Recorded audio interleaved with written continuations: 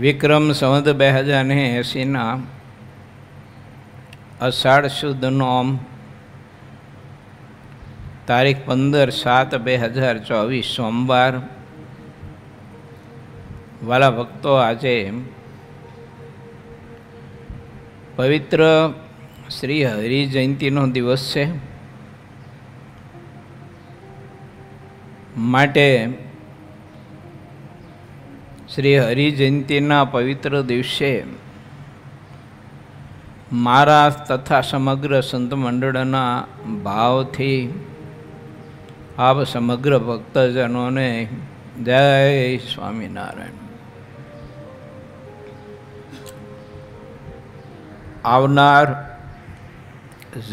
જનમંગલ મહોત્સવ એના ઉપક્રમે ઉત્સવના પૂર્વ સંધ્યાના પવિત્ર દિવસોમાં આપણે આવા હરિજયંતિ જેવા વ્રત, એકાદશી જેવા વ્રત ખૂબ જ ભાવથી કરીએ. શક્ય હોય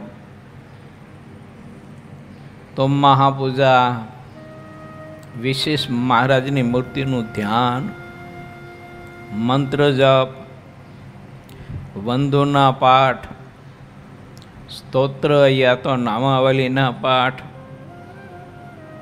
વચનામૃત જેવા આદર્શ સદગ્રંથોનું વિશેષ વાંચન, વિશેષ ભગવાનના સંતનો સમાગમ, યા તો વિશેષ સેવા, યા તો પોતપોતાની જાયગાની અનુકૂળતા પ્રમાણે વૃક્ષારોપણ કરવું. આ મહોત્સવ પૂર્વે આવા બધા સત્કાર્ય કરી શકાય, જે ભગવાનને અતિ ગમતા સત્કાર્યો છે, જેનાથી મહારાજ અતિશય રાજી થાય છે. ભગવાનના ભક્તોએ આવા સત્કાર્યો કરતાની સાથે દિવસો અને મહિના અને વર્ષોને જીવન નિર્ગમન કરવું જોઈએ. કારણ આપણી જિંદગી છે ને,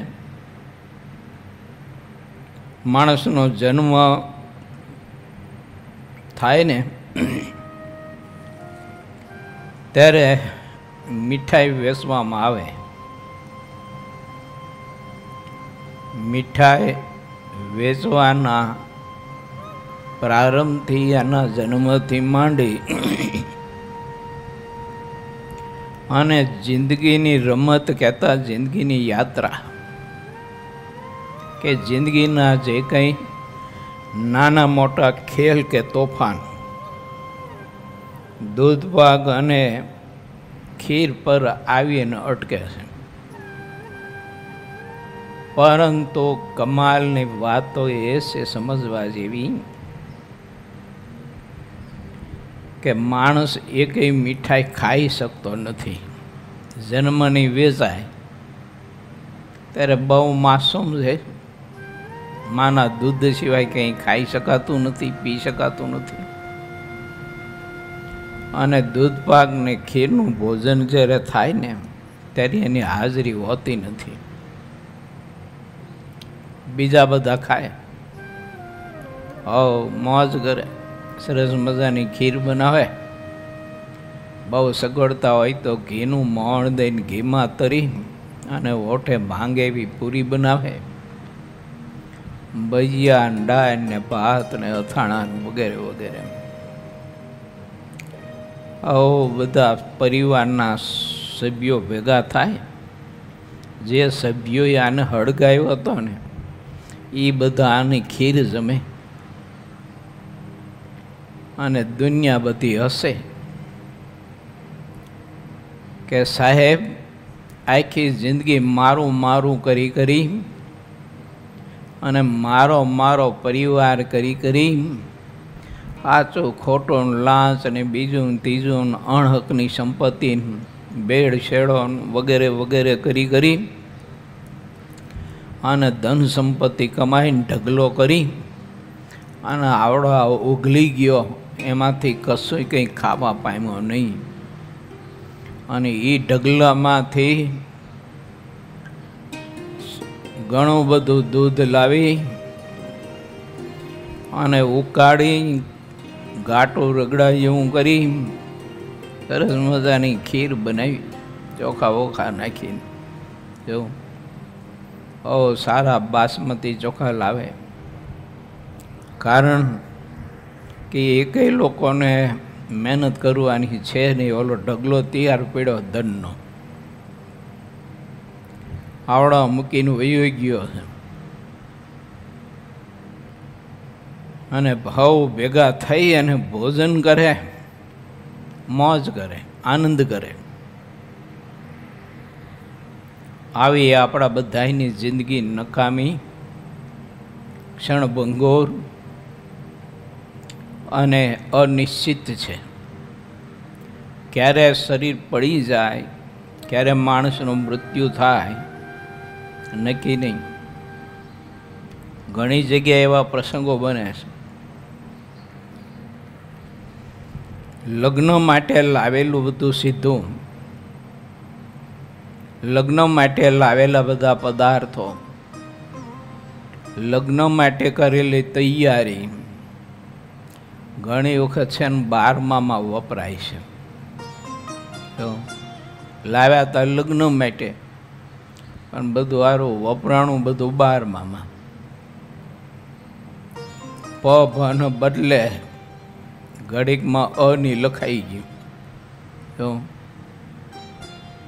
એટલે ભ ક્યારે ઉડી જાય અને અની ક્યારે આવી જાય કંઈ નક્કી નહીં. આ ખોખોની રમત જેવું છે. ઘડીકમાં ધક્કો મારી અને ભનું ઉડાડી દે અને અની બેસી જાય. એવું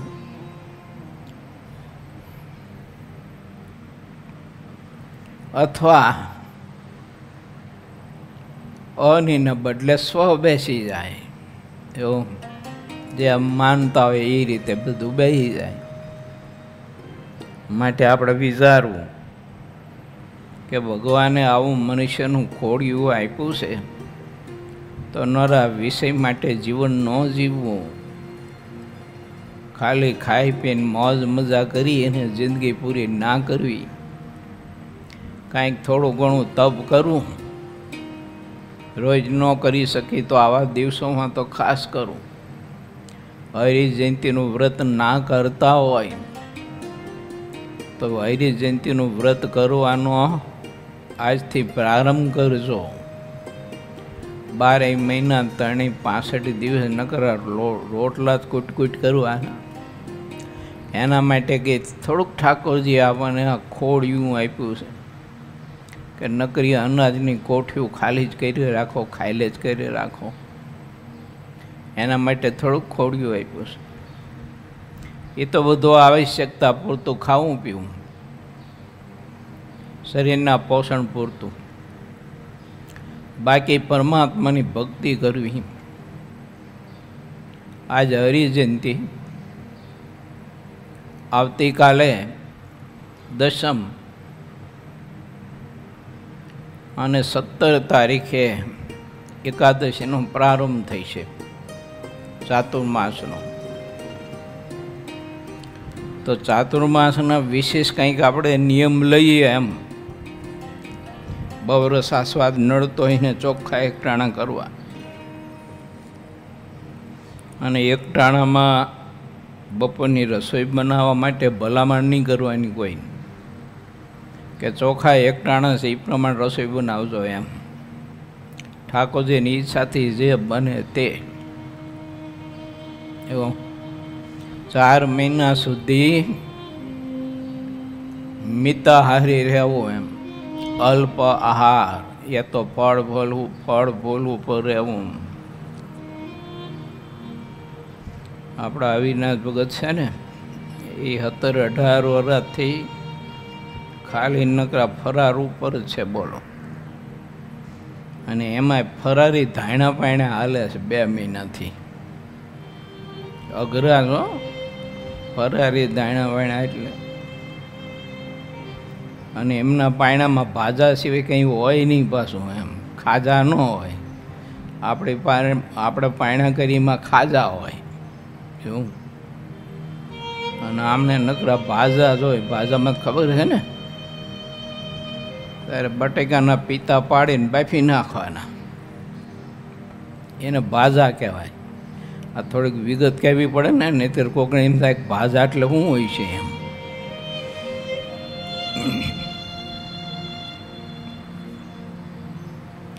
આવા વ્રત કરવા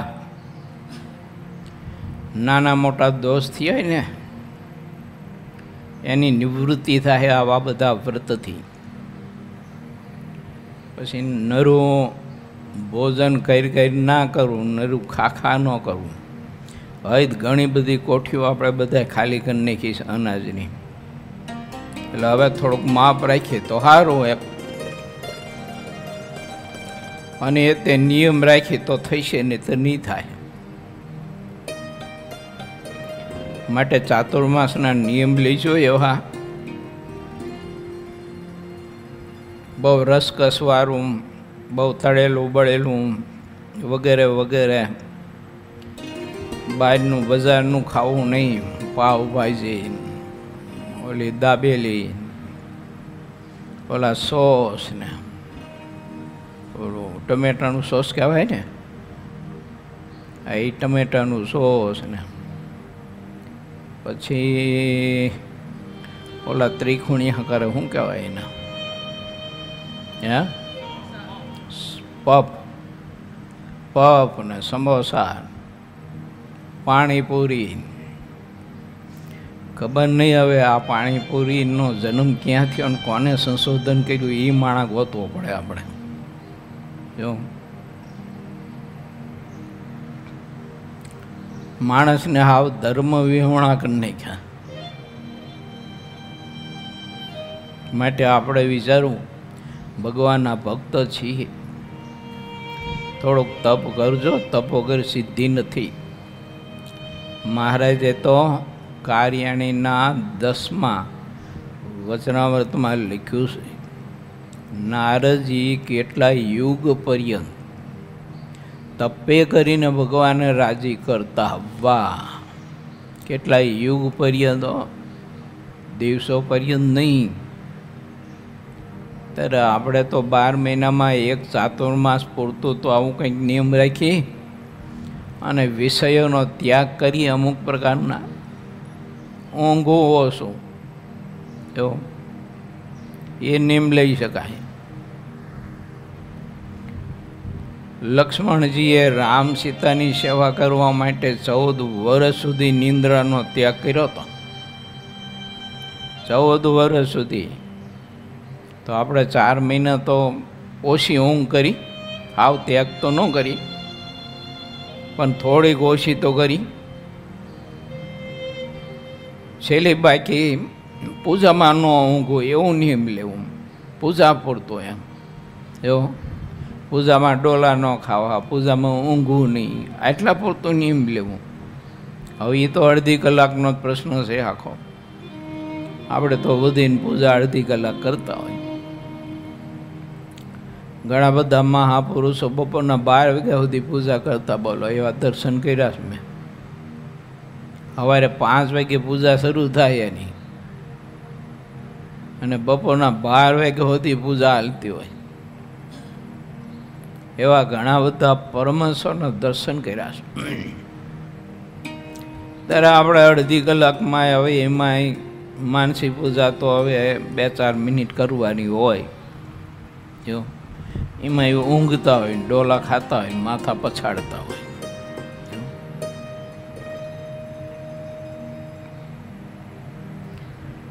ભગવાનના ભક્તને જાણી જોઈને મહારાજ કે વિષયોનો ત્યાગ કરવો.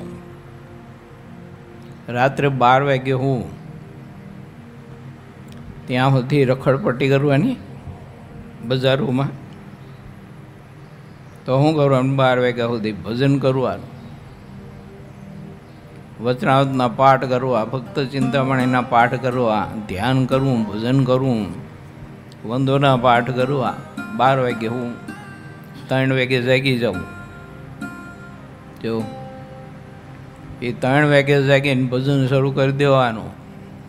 બપોરે એમ વધીને પોણી કલાક કે કલાક જ આરામ કરવાનું. જો વળી પાછું જાગીને ભજન કરવાનું રાતના 12 વાગ્યા સુધી. માળા ને ભજન ને માનસી પૂજા ને થાળ ને સ્તુતિ ને આરતી ને પ્રાર્થના, આ બધું કર્યા જ કરવું. મહારાજના ઘણા બધા પરમહંસો 24 કલાકમાંથી 4 કલાક બાદ કરી અને 20 કલાક સતત ભજન કરતા હોય છે. પ્રત્યેક ક્રિયામાં નાતા હોય તે ભલે, જમતા હોય તે ભલે, ચાલ્યા જતા હોય, બેઠા હોય, કોઈની વાત સાંભળતા હોય પણ મંત્ર જપ ચાલુ હોય એને. આપણી કોઈ મૂંગી ફિલ્મ ન હોય, વાત કરે એટલી વાર મંત્ર જપ એના થોભે, બાકી સતત ભજન કરતા હોય. 24 કલાકમાં 20 કલાક ભજન કરતા હોય. બોલો, આવા ઘણા બધા ગ્રસ્ત અને ત્યાગી ભક્તો હોય છે. અત્યારે વર્તમાન કાળમાં એવો હોય, આગળ તો હતા જ પણ અત્યારે એવો હોય, ભવિષ્યમાં હોય છે. તો એ દર્શન કરીને આપણે વિચારવું જોઈએ કે આ 20 કલાક ભજન કરે છે તો આપણે 10 કલાક તો કહીએ, એનું અડધું તો. માટે ભગવાનના ભક્તોએ જેને સુખી થવું હોય, આત્યંતિક કલ્યાણ પ્રાપ્ત કરવું હોય, જન્મ મરણથી મુક્ત થવું હોય, એણે ભગવાનની ભક્તિ વિશેષ કરી અને કરવી. સિદ્ધાનંદ સ્વામીએ ગઈકાલે 52મા તરંગમાં એક વિચાર મૂક્યો હતો. માણસના માટે સત્સંગ એ નેત્રરૂપ છે. આ સત્સંગ છે ને એ નેત્રરૂપ છે. આપણને સાચી આંખ આપે છે, દ્રષ્ટિ આપે છે, દિશા આપે છે. એ આ સત્સંગ આપે. કુસંગ થોડોક આપણને કંઈ દ્રષ્ટિ આપે, દિશા આપે. એ તો આંખો ફોડી નાખે અને દિશા બગાડે, દિશા ન આપે. માટે ભગવાનના ભક્તે વિચારવું કે આ સત્સંગ છે ને એ તો નેત્રરૂપી છે. એને દિવ્ય નેત્રો આપે છે, દિવ્ય દ્રષ્ટિ આપે છે. આપણે સત્સંગમાં દિવ્ય દ્રષ્ટિ ના કેળવી શીખ્યા હોય તો સમજવાનું આપણે સુરદાસ જ છીએ. આંખો હોવા છતાં માણસ આંધળો છે. દિવ્ય દ્રષ્ટિ કેળવી ન શીખો. એટલે ભગવાન શ્રી હરિ એમ કહે છે કે આ સત્સંગમાં મેં એવું અમૃત મૂક્યું છે, જો એનું પાન કરવામાં આવે, એનો અમલ કરવામાં આવે તો આત્મા અમર બની જાય. અને અમર બનેલો આત્મા એનું મૃત્યુ ન થાય. તો ભગવાનના ભક્તના આત્માનું મૃત્યુ એટલે શું? ભગવાન ગૌણ અને વિષય પ્રધાન, આ મૃત્યુ. આમ મરી ગયેલું સમજવું જીવડું. કેવળ વિષય માટે જીવતો હોય એ જીવતા છતાં મરેલો છે. એટલે ભગવાનના ભક્તને એમાંથી અમૃતનું પાન કરીને આત્માને અમર બનાવો, જેને કરીને વિષયો આત્માને મારી ન શકાય. નહીતર વિષયો આત્માને મારી નાખે. મતલબ કે વિષયો આત્માને એવા વળગે પછી આત્મા તે વિષય છોડી નથી શકતો. ભગવાન જેવા ભગવાન મળ્યા હોય ને તો વિષય માટે થઈને ભગવાનને છોડી દે. સંત જેવા સંત મળ્યા હોય પણ એ વિષય માટે સંતને છોડી દે. અને જીવ એવો વિષયમાં બંધાય અને આખી જિંદગી એવો દુઃખી થાય. અને આખી જિંદગી એટલો હેરાન ને પરેશાન થાય તે કોઈ એની સીમા નહીં, એટલો બધો પરેશાન થાય એવું. અને આખી જિંદગી નરી ગધા મજૂરી કરી કરી કરી કરી અને જીવન પૂરું કરવાનું. કેમ? ભગવાન કરતાં વિષય વાલા કર્યા એટલે. જો પ્રભુને વાલા રાખ્યા હોત તો એ દશા ન હોત. કાલ બપોરે આપણી કથામાં મેં શું કહ્યું હતું યાદ છે બધાને? નહીં? ભગવાન ભજવાનો અવસર કેવો છે ને મહારાજે આપણને ભગવાન ભજવા માટેની કેવી સગવડતા કરી અને પળે પળે મહારાજ આપણું કેટલું બધું ધ્યાન રાખે છે એના ઉપર બધી વાત કરી હતી. પૂર્વ 20મો તરંગ 53મો. મુક્ત મુનિનું કાનમ દેશમાં ફરવું અને દાદા ખાચરનું બાલ્ટેન સાહેબને મળવું. મુક્તાનંદ સ્વામી દોરા ગામમાં એક દિવસ રહીને ચાલતા થયા. વેમારડી ગામ આવ્યા, ત્યાં તળાવને કાંઠે ઉતર્યા. વેમારડીમાં ભક્તિભાઈ અને રામભાઈ આદિ ગામના બધા પાટીદાર હરિભક્ત હતા. તુલજારામ નામે વિપ્રો અને એક વણિક હરિભક્ત હતા. તેમણે આપણા સત્સંગ સિવાય બીજા બધા કલ્પિત આશયોનો ત્યાગ કર્યો હતો. મુક્તાનંદ સ્વામીને જોઈને બધા હરિભક્તો અત્યંત રાજી થયા. જ્યારે સંતોના દર્શન થયા ત્યારે પોતાના જન્મને સફળ માની લીધો. ભક્તિભાઈ અને રામભાઈ આદિ બધા હાથ જોડીને મુક્તાનંદ સ્વામીને પ્રાર્થના કરતા કહે છે કે ગુરુદેવ, મહારાજની આજ્ઞાએ કરીને આમ સૌ કોઈને કૃતાર્થ કરવા માટેની સત્સંગનું પોષણ કરવા માટે વધાર્યા. અમારા ઉપર તમે બહુ જ મહેર કરી, બહુ કૃપા કરી, બહુ દયા કરી. બાપ, તમારા જેવા સંતો જો દયા કરે તો અમારા જેવા જીવ પંચ વિષયના અને માયાના કાદવમાં ખૂંચાયા હોય તો એ થોડાક બહાર આવે. જો નહીતર અમારું જીવન તો ડોબા જેવું.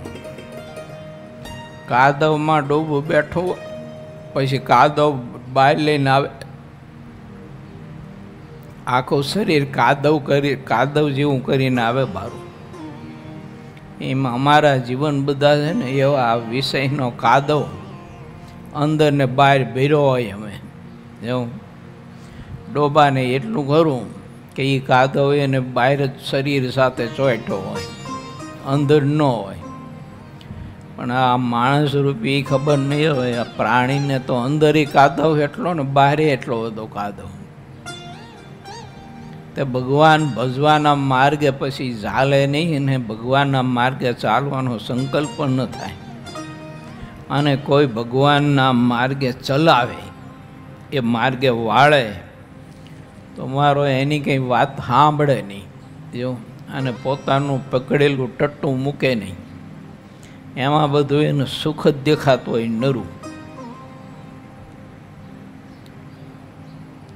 ભગવાન શ્રી મુક્તાનંદ સ્વામીને ભક્તિભાઈ અને રામાભાઈ એમ કહે છે કે ગુરુદેવ, અમે તો બધા આવા છીએ, પણ તમારા જેવા સંતો પધાર્યા, દર્શન સેવા પરિચર્યા અને તમારો સમાગમ અમને સાફ કરશે.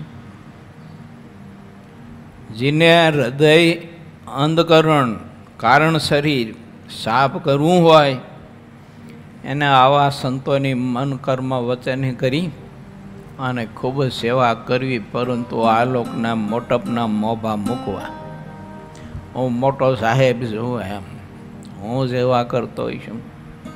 એટલે તારે ચોખ્ખું થવું હોય તો તારે કરવી પડે સેવા, અને તારા બાપને ચોખ્ખું થવું હોય તો તારા બાપની સેવા કરવી પડે ભગવાનના ભક્તની, તો ચોખ્ખું ધવાય અને આત્મા પોતે સિદ્ધ ગતિને પામે, નહીતર અધોગતિને પામે. મુક્તાનંદ સામે બહુ પ્રસન્ન થયા, ખૂબ રાજી થયા. ઊભા થઈને ભક્તિભાઈને રામાભાઈને બાથમાં લઈને ખૂબ બેટા, મસ્તક ઉપર હાથ મૂકી વાલથી આશીષ આપીને પ્રેમથી કહ્યું કે ભક્તો, તમને ભગવાન ભજવાનો અને ભગવાનને સમજવાનો, પ્રભુમાં પ્રીતિ કરવાનો અને સંત સમાગમ કરીને સાચી સમજણ કરવાનો આટલો બધો ભાવ છે. માટે તમારી સમજણને ખૂબ ખૂબ ધન્યવાદ.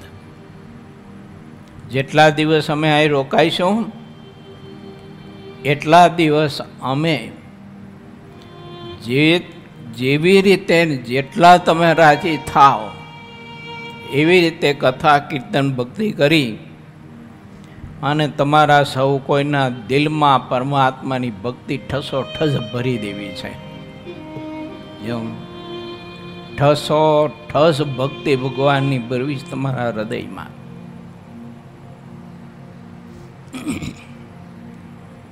મહારાજે અવસર આપ્યો છે, સંતો બેડા રહી ધ્યાન ભજન કીર્તન ભક્તિ કથા વાર્તા સેવા પરિચર્યા કરી અને આપણા હૃદયમાં ભક્તિ ભાવ અને મહિમા ખૂબ ઠસોઠસ ભરી દેવો જોઈએ, જેણે કરીને બીજા દોષોને જવાની જગ્યા ન મળે. એમ આખું ઠસોઠસ હૃદય ભર્યું હોય પછી બીજા દોષોને જવાની જગ્યા ક્યાંથી મળે એને.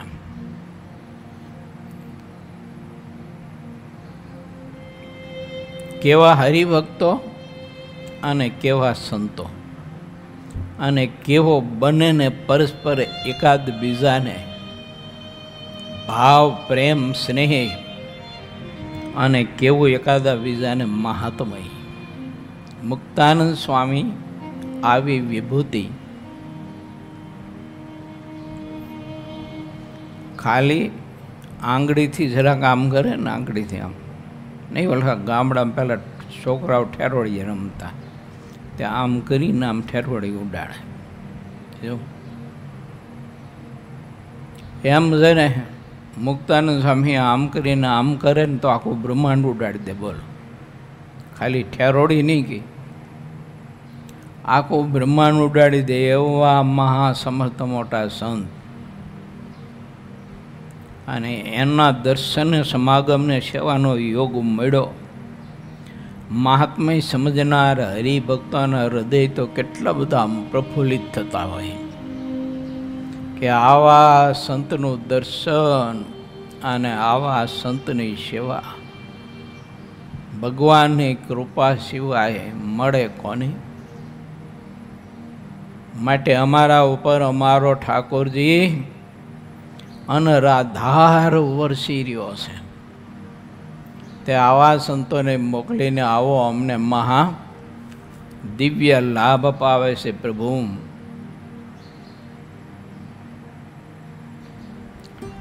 મુક્તાનંદ સ્વામી આદિક સંતોને જોઈને બધા હરિભક્તો અત્યંત રાજી થયા.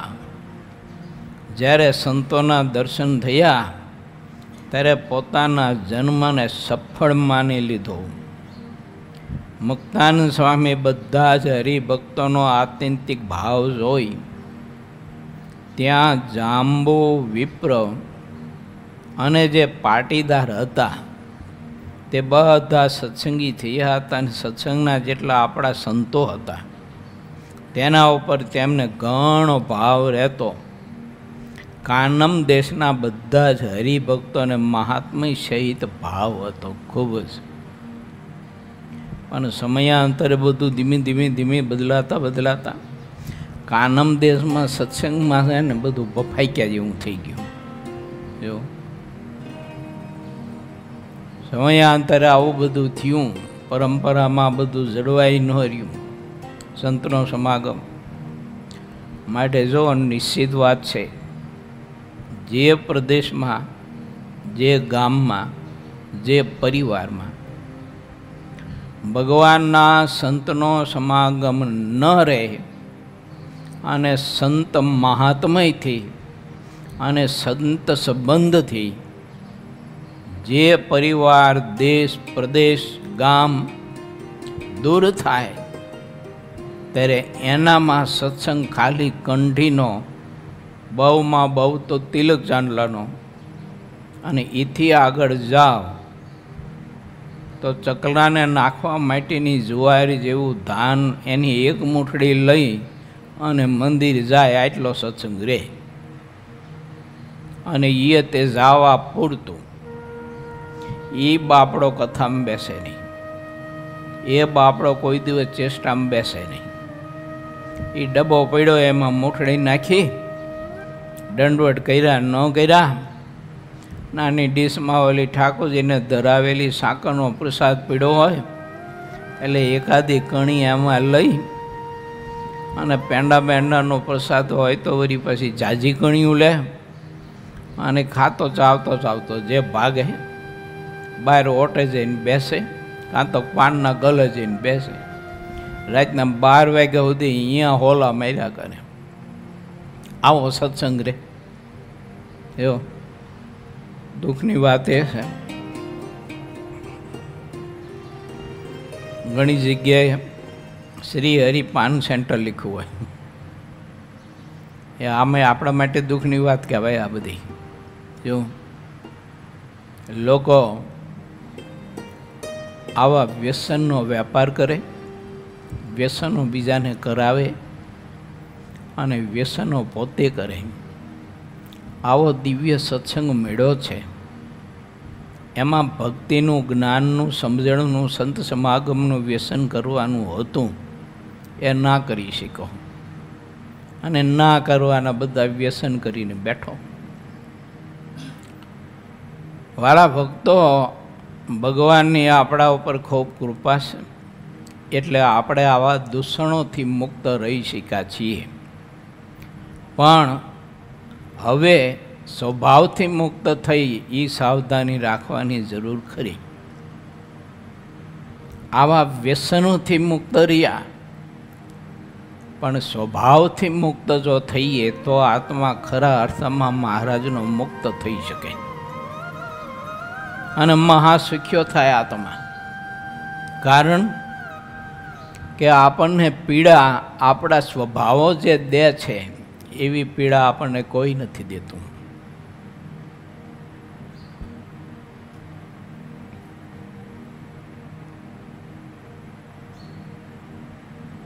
કાનમ દેશના હરિભક્તો મુક્તાનંદ સ્વામીના દર્શન કરીને પ્રસન્ન થતા હવા એવા ત્યાંના હરિભક્તો હતા. બીજા દેશમાં પણ હરિભક્તોમાં દેશ અનુસારે ગુણ હોય છે. સત્સંગના સંતોમાં પણ ભાવમાં ફરક રહેતો હોય છે. હરિભક્તો જે સંત પર જેવો ભાવ હોય તેના વચનને તેઓ તે રીતે સાંભળતા હોય છે. સંતોમાં જેવો ભાવ હોય તે પ્રમાણે તેઓ સમાગમ કરે છે અને સંતોની સેવા પૂજા પણ ભાવ પ્રમાણે જ કરે છે અને ભાવ પ્રમાણે જ થાય. બધાયના ભાવ જુદા જુદા હોય, બધાની રીત જુદી જુદી હોય, બધાને સમાગમ કરવાની રીત ભિન્ન ભિન્ન જુદી જુદી હોય. એવું ઘણા બધા સમાગમ કરતા હોય પણ લે નહીં કશું, ખંજરીને ઊભો થઈને હાલતો થઈ જાય. જેમ કરતો એમ કરે. કલાક 1.5 કલાક સંત પાસે સમાગમ કર્યો હોય પણ એ સમાગમ કરી નીકળે એટલે સીધો પાનના ગલે જઈને બેસે પાછો. એવું કાં તો માવા ને કાં તો તમાકુ ને કાં તો પાનનો ડૂસો મોઢામાં નાખી અને પિચકારીઓ મારીને આજુબાજુ બધું બગાડી મારે એવી ગંદકી હોય અને લોકો ત્યાં બેઠા હોય. તો સમાગમ કર્યો, 2 કલાકમાં લીધું શું? કશું લીધું નહીં. એમ નામ કોરો તાકોડ મચ્છુના પથ્થર જેવો હાલતો થઈ ગયો. ભાવ પ્રમાણે સંત સમાગમ થાય છે. સાચો ભાવ હોય તો સંત સમાગમ કરી અને પોતાનામાં ખોટ હોય એ ખોટ કાઢવા માટેનો ખૂબ વિચાર કરે અને તે ખોટ દૂર કરે. જેના ઉપર જેવો ભાવ થયો હોય તેવા તેને અલૌકિક જાણે છે. જેવો ભાવ હોય છે તેવો જીવ થઈ જાય છે અને ભાવના જેવું તેને ફળ મળે છે. લો, જેવો ભાવ હોય એવું થાય. સેવા પરિચર્યા રસોઈ આ તે બધું દેવા. પહેલાં ગામડામાં સંતો જતા ને તો લોકોની થોડીક ભાષા બધી એવી બોલવાની. તો સંતો આવ્યા છે તો કે અમે કાંઈ રસોઈ રાખો અમારી કે. સંતો કે હવે તમારી બહુ પરિસ્થિતિ સારી નથી તો રસોઈનો આગ્રહ ન રાખો, સમાગમ કરો, સેવા પરિચર્યા કરો. ના કે સ્વામી હવે રાખો ને કે. સંતો ના પાડે તો ઓલા ભગત કહે સ્વામી રાખો ને હવે આમ થાય રોજડા ચરી જતા હોય છે કે. જો હવે ગમે તેમ સમજાય ખબર નહીં હોય, આમ થાય કે રોજડા ચરી જતા હોય છે, માટે રાખો ને કે રસોઈ. આની સત્સંગ જ કહેવાય ને. પણ ભાવ કેવો બોલો. સંતો જેવા સંતો મળ્યા તોય ભાવ કેવો, માટે વિચારવું. ભગવાનના સંત મળે ને ત્યારે વિચારવું કે મને સાક્ષાત ભગવાન મળ્યા છે. એમ કાર્યણીનું 10મું વચનામૃત કહે છે. સાક્ષાત ભગવાનનું દર્શન થયું મને અને સાક્ષાત ભગવાનનો સમાગમ મને થયો, યોગ મળ્યો. આને અલૌકિક મહાત્મય કહેવાય, ઓલું લૌકિક મહાત્મય કહેવાય. મેં દૃષ્ટાંત આપ્યું ને કે આમે રોજડા ચરી જાય છે, એ લૌકિક છે ભાવ. અને આવા સંતનો યોગ દર્શન સમાગમ સેવા પરિચર્યા એ ક્યાંથી મળે? આ તો ભગવાન જેવા સાધુ છે, ભગવાનને લઈને ભગવાન જેવા સાધુ છે, એના દર્શન થયા, એની સેવાનો યોગ મળ્યો, એને ભોજન કરાવવા માટેનો યોગ મળ્યો. મારું કેવું મહાપરમ ભાગ્ય કહેવાય. આવા પવિત્ર સંતો ભગવાનને લઈને ભગવાન જેવા કહેવાય. એ મારે ઘેર 2-5 દિવસ રોકાયા.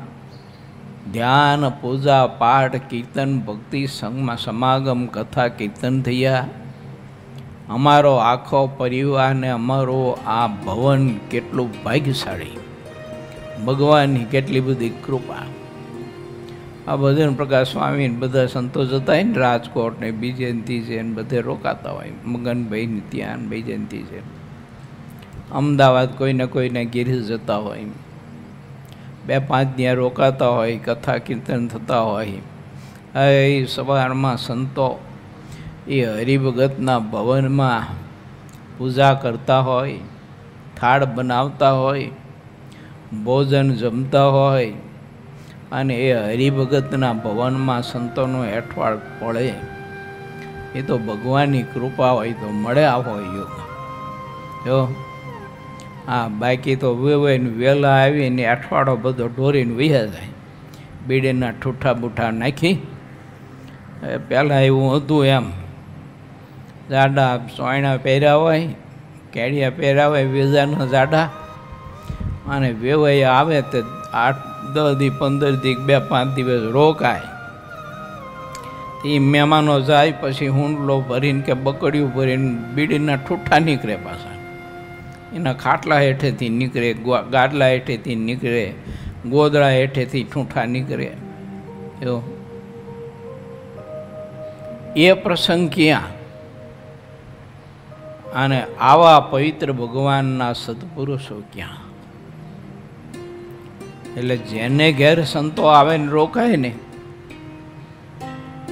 એના ઉપર તો ઠાકોરજીની એટલી બધી કૃપા કહેવાય, એટલી બધી કૃપા કહેવાય.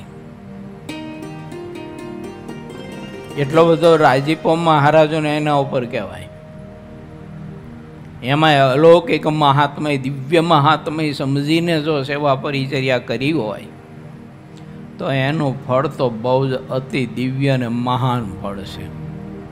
મહિમા જોઈએ તો એવું મહાત્મય સમજી શકાય, એવો વિચાર રહે કે અમે કેટલા ભાગ્યશાળી. નહીતર બધા સ્વાર્થ્યા તો હગાવાલા આવતા જ હોય. હવે તમે ન ઈચ્છો તો એક જણાની આ એના વેવાય આવ્યા, 5 દી રોકાવાનો બદલે 15 દી રોકાણો. ઘરના બધા કંટાળી ગયા કે આ લઈ જાય તો સારું, પણ હવે કહેવાય નહીં કંઈ.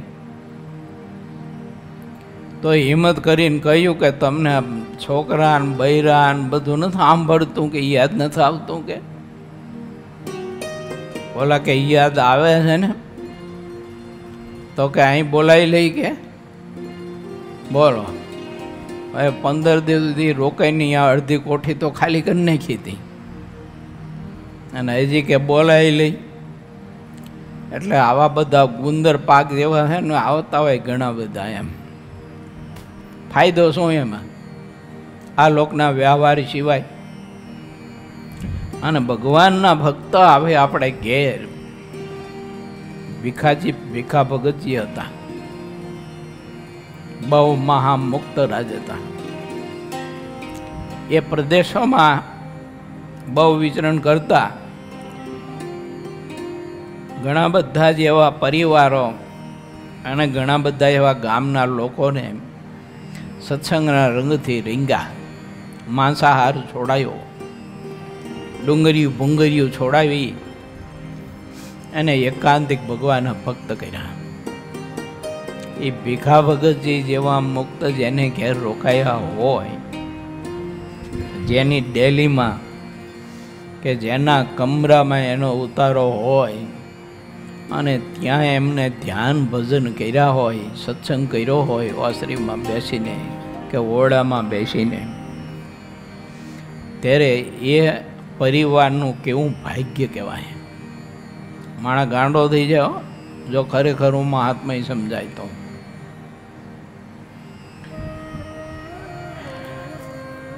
અમારા ગુરુ સંદા સ્વામી, જોગી સ્વામી, બાલકૃષ્ણ શાસ્ત્રી સ્વામી વગેરે વગેરે સંતો હરિપર. પછી એક પ્રેમજીભાઈ આવતા ખબર, વિગડવાથી, જૂના વિગડવામાં રહેતા, પછી વાડીઓમાં રહેતા. અને એ પ્રેમજીભાઈ દર આત્મીય સભામાં આવતા, તે વાડીઓમાં રહેતા. તે એક વખત અમે અમારા ગુરુ સંદા સ્વામી, જોગી સ્વામી બધા એની વાડીએ ગયા હતા ને અહીંયા રાત રોકાણા હતા. 2 રાત રોકાણા હતા.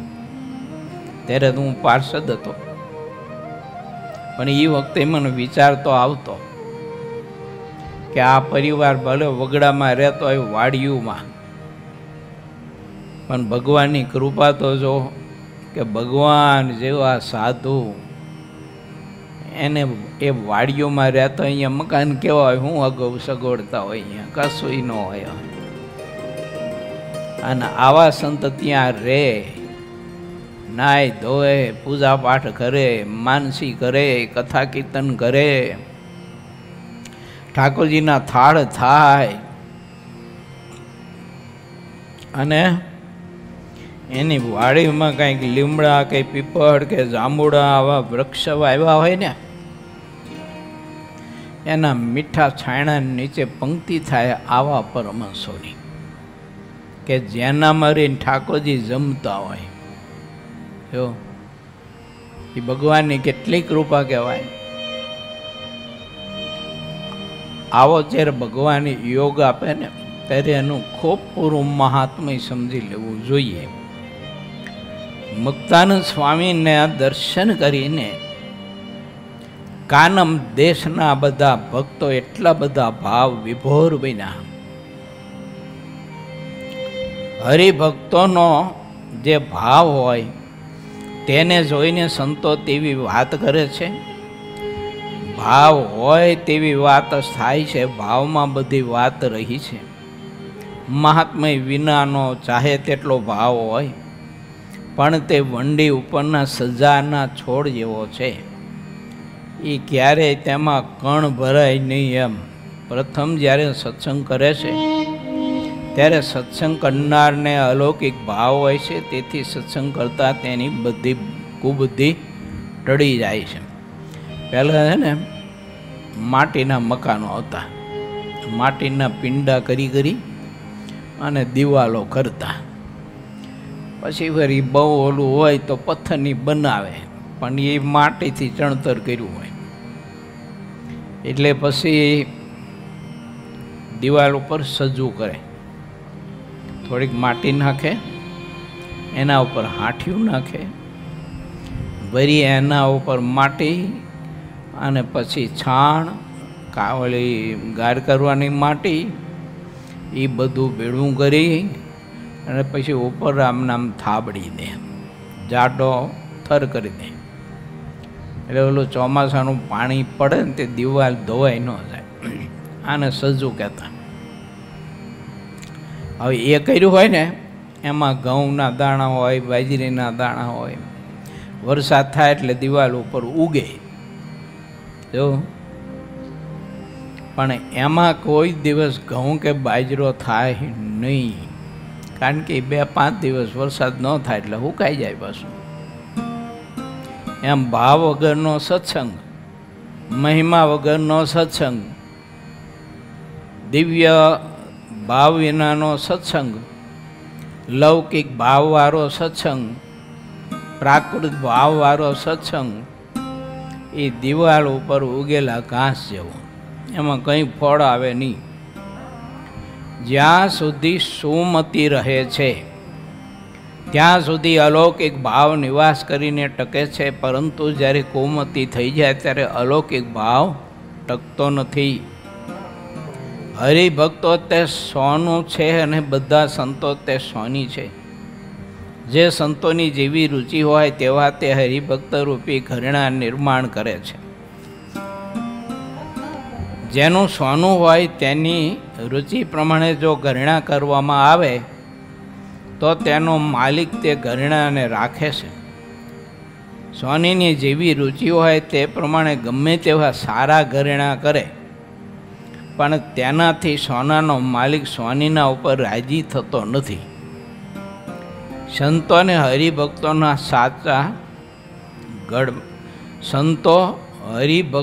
સાચા ઘડવૈયા છે. જે હરિભક્તો છે તે બધા ભગવાનનું સોનું છે અને ભગવાનના જે સંતો છે તે બધા સોની છે. ભગવાનની જેવી મરજી હોય તે પ્રમાણે સંતો હરિભક્તોને જ્ઞાન આપે છે. તેથી ભગવાન હરિભક્તોને સંતોના ઉપર ઘણા રાજી થાય છે. બોલો સિદ્ધાનંદ સ્વામી માહિતમ કેવું છે? હરિભક્તોને હોનું કીધું, ઓડ ઓલું હોનું ચોખ્ખું લાય, તમે બધા હોના જો. બોલો મહારાજ સિદ્ધાનંદ સ્વામીની દ્રષ્ટિ તમે જો કેટલી અલૌકિક છે. તમને હોના જેવા શુદ્ધ કીધા. એમ જે રીતે ભગવાન રાજી થાય તે રીતે સંતો જાણતા હોય છે. સંતોએ હરિભક્તોની સભામાં પ્રસિદ્ધ રીતે વાત કરવી જોઈએ. કારણ કે જે વાત પ્રસિદ્ધ કહી શકાતી હોય તેમાં માયાનો રતિભાર પણ પ્રવેશ થતો નથી. જેટલી વાત પ્રસિદ્ધ હોય તેટલો સત્સંગ શુદ્ધ રહે છે. એમ જ હોય. ભક્તિનું મંડન અને વિષયનું ખંડન, આ બે વસ્તુ સત્સંગમાં મુખ્ય હોવી જોઈએ. નકરું ભક્તિનું મંડન કરીને મહાત્મ્ય કઈ કરી આપણે વિષયનું ખંડન ન કરીએ તો ઓલો વિષયમાંથી ઉખડે નહીં પાછો. જો વિષય એને ગૌણ ન થાય. કથા વાર્તા સાંભળે મહિમાની એટલી જ વાત, બાકી તો પછી જે પાછો જાય ને તે વિષયના કાદવમાં પડી અને ઓલું ડોબું જેમ માદરામાં પડ્યું એમાં આખો દિવસ વિષયમાં પડ્યો રહે. નર આ વિષય ભોગો ભોગો કરે. માટે વિષયનું ખંડન, ત્યાગ, વૈરાગ, ભક્તિ, ધર્મ અને ભગવાનના વચનનું મંડન થવું જોઈએ. એને કથા વાર્તા કહેવાય. પ્રસિદ્ધ વાત સિવાયની, શાસ્ત્ર સિવાયની ગમે તેવી મહત્વપૂર્ણ વાત કહેવાતી હોય તો પણ તે ગુપ્ત વાત કહેવાય છે. અને જેટલી ગુપ્તતા હોય છે તેટલી તેમાં માયા રહે છે. એવું ન એવું મહત્વપૂર્ણ સિવાયની વાત કહેવામાં આવે તો બધું ગુપ્ત છે. માટે મહત્વપૂર્ણ વાત એ કહેવાય કે પરમાત્માની ભક્તિ, આશ્રય, સંત સમાગમ, ત્યાગ, વૈરાગ, વ્રત, તપ આદિ પ્રભુને પામી જવાના ગુણ અને સાધન તેનું મંડન થતું હોય અને એના વિરોધીનું ખંડન થતું હોય. સ્વભાવો, વિકારો બધું, એને પ્રસિદ્ધ સત્સંગ કીધો, અલૌકિક સત્સંગ કીધો. સ્વામી વ્યામારડી ગામમાંથી કંડારી ગામ આવ્યા. કંડારી ગામમાં અમીન પાટીદારો પાકા હરિભક્તો થયેલા હતા. ત્યાં મોકમદાસ અને પુરુષોત્તમદાસ નામે હરિભક્ત હતા. તે મુક્તાનંદ સ્વામીને દેખીને ખૂબ જ આનંદ પામ્યા. સ્વામી ત્યાંથી જ્યારે ચાલ્યા ત્યારે ઇટોલા ગામ આવ્યા ને ત્યાં મંદિરમાં વિતરાન હરિભક્તો બધા આવ્યા. ત્યાં જે ઉત્તમ પાટીદારો હતા તે બધા હરિભક્ત થયા હતા. તેમાં ઉદાર સ્વભાવના ઉદ્ધવભાઈ, રેવાદાસ, પુરુષોત્તમદાસ, જીજીભાઈ, કૃષ્ણદાસ, ભવાનીભાઈ, વ્રજલાલભાઈ, નિર્મળ મનના ત્રિકમભાઈ, બે ગિરધરભાઈ, દેવીદાસ, અમયદાસ, નારાયણભાઈ, અમદાભાઈ, પવિત્ર શંકરભાઈ, વિપ્ર બાપુજીભાઈ, વણિક ગિરધરભાઈ વગેરે ઘણા હરિભક્તો તે જગ્યાએ રહેતા હતા. તેના નામ લખતા લખતા કવિ પાર પામી શકતા નથી, એટલા હરિભક્તો રહેતા હતા. જેટલા ભાઈ હરિભક્તો થયા હતા તેમણે પ્રત્યક્ષ શ્રીહરિનો લાભ લીધેલો હતો. તેમને તે લાભ જે રીતે લીધો હતો તે રીતે તે કહી શકાતો નથી. હું તો ઘણું સંક્ષેપથી કહું છું, છતાં તે લખવાનો પાર આવતો નથી. હવે ગઢપુરમાં જે વાત બની તેને સંક્ષેપે કરીને કહું છું. જે સરબંદીઓનો હલ્લો થયો તેના પછીની વાત જેટલી યાદ આવે છે તેટલી કહું છું. શ્રી હરિ ગઢપુરમાં સદાવ્રત બાંધીને ત્યાંથી ચાલ્યા. સદાવ્રત આપવાને માટે લુલા માનજીને બેસાડ્યા હતા. જે કોઈ પણ બ્રાહ્મણ કે તીર્થવાસી સદાવ્રત લેવા માટે આવે તેને પાકો 1 શેર લોટ આપતા. ત્યાં કેટલાક તીર્થવાસીઓ આવતા હતા. શ્રી હરિ ગઢપુરથી અશ્વો પર બેસીને ચાલ્યા હતા. દરબાર દાદા ખાચર શ્રીહરિની સાથે હતા. પહેલાં ઉમંગભર ઝિંઝાવદર ગામ આવ્યા ત્યારે બાલ્ટેન સાહેબે આવીને ત્યાં મુકામ કર્યો હતો. શ્રીહરિ તો ઝિંઝાવદરથી કારિયાણી ગામ આવતા રહ્યા અને દાદા ખાચર તો ઝિંઝાવદરમાં જ રહ્યા. દાદા ખાચર ત્યાં બાલ્ટેન સાહેબની પાસે ગયા. તે વખતે સાહેબે તેમને ઘણું સન્માન આપીને પોતાની પાસે બેસાડ્યા. તે અરસામાં ગંગાધર શાસ્ત્રી નામે એક મોટા સરકારી અધિકારી હતા. તેમની વાતને કોઈ લોપી શકતા નહીં. શાસ્ત્રીએ અમરેલીના દિવાન પાસે જઈને કહ્યું કે તમારે દરબાર દાદા ખાચરની સંભાળ મારા કહેવાથી રાખવી, આવી ભલામણ કરી હતી. એતે શ્રી સહજાનંદ સ્વામી શિષ્ય સિદ્ધાનંદ મુનિ વિરચિત શ્રી હરિચરિત્રામૃત સાગરના વિંશપુરમાં મુક્ત મુનિનું કાનમ દેશમાં ફરવું અને દાદા ખાચરનું બાલટેન સાહેબને મળવું એ નામે 53મો તરંગ સમાપ્ત થયો.